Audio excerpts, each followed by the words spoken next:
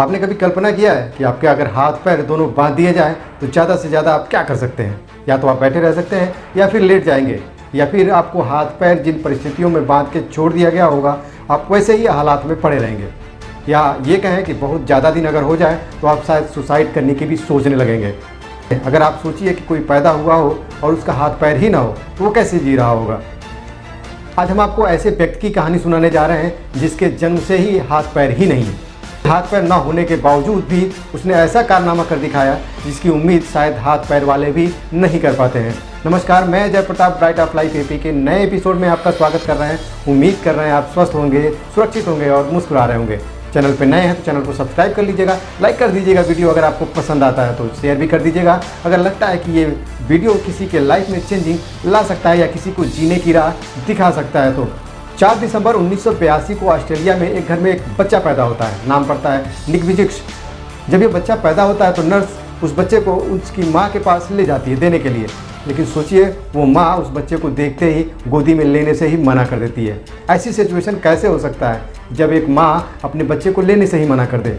सोचिए कि एक माँ के लिए जब पहला बच्चा पैदा होता है तो कितना ही सुख का क्षण होता है कि वो अपने बच्चे को गोदी में लेने के लिए कितनी लालायित रहती है। लेकिन एक बच्चा जब पैदा होता है तो उसकी माँ उसको गोद में लेने से ही मना करती है।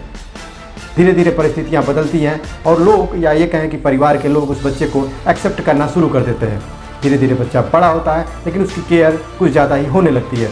10 साल तक होते होते जब वो बच्चा थोड़ा सा बड़ा होता है तो उसकी सिर्फ पैर की 2 उंगलियां ही रहती हैं जिसकी वजह से वो थोड़ा बहुत चल पाता है। लेकिन उसकी नित्य क्रियाक्रम की सारी चीज़ें उसके परिवार की वजह से होता है, या ये कहें कि उसके परिवार के लोग ही करते हैं। लेकिन बच्चा जब बड़ा होता है, या ये कहें कि आसपास के बच्चों में खेलने जाता है या समाज में जाता है, लोग अक्सर उसका मजाक उड़ाते हैं। ऐसे दौर में वो बच्चा डिप्रेशन में चला जाता है और एक समय वो स्विमिंग पूल में कूद के सुसाइड करने की सोच लेता है। लेकिन परिवार की मौजूदगी में वो बच्चा बचा लिया जाता है। जब वो बच्चा थोड़ा सा और बड़ा होता है तो उसकी माँ पेपर में छपी एक आर्टिकल उसको दिखाती है जिसमें कि एक अपंग आदमी, या ये कहें कि उसी तरह का आदमी जिसके हाथ पैर नहीं है, वो जीने की राह दिखाता है, तो ये जीने की कला दिखाता है। ऐसे समय में जब वो बच्चा आर्टिकल वो पढ़ता है तो वो सोच लेता है कि अगर भगवान ने मुझे बनाया है तो ज़रूर कुछ नया करने के लिए बनाया है, या फिर ये कहें कि ज़रूर कुछ नया इतिहास रचने के लिए बनाया है। ये बच्चा फिर सुसाइड करने का प्लान करता है कैंसिल और शुरू करता है ज़िंदगी जीने की नई शुरुआत। 17 साल की उम्र में जब वो बच्चा स्कूल जाता है तो स्कूल के गार्ड उसकी बातें सुन के काफ़ी प्रभावित होता है और वो बोलता है, आप स्पीच तो बड़ा अच्छा दे पाते हैं, आपकी बातें मुझे बड़ी पसंद आती हैं। इसको लेके जब वो क्लास में अपने मित्रों से बात करता है तो कुछ बच्चे इसके लिए काफ़ी एग्रेसिव हो जाते हैं, या ये कहें कि उसको मोटिवेट करते हैं कि तुम दूसरों को मोटिवेट करने के लिए, या कहें स्पीच देने के लिए एग्री कर लेते हैं। जब वो बच्चा पहली स्पीच के लिए तैयार होता है तो कुछ बच्चे उसको सुनने के लिए तैयार हो जाते हैं।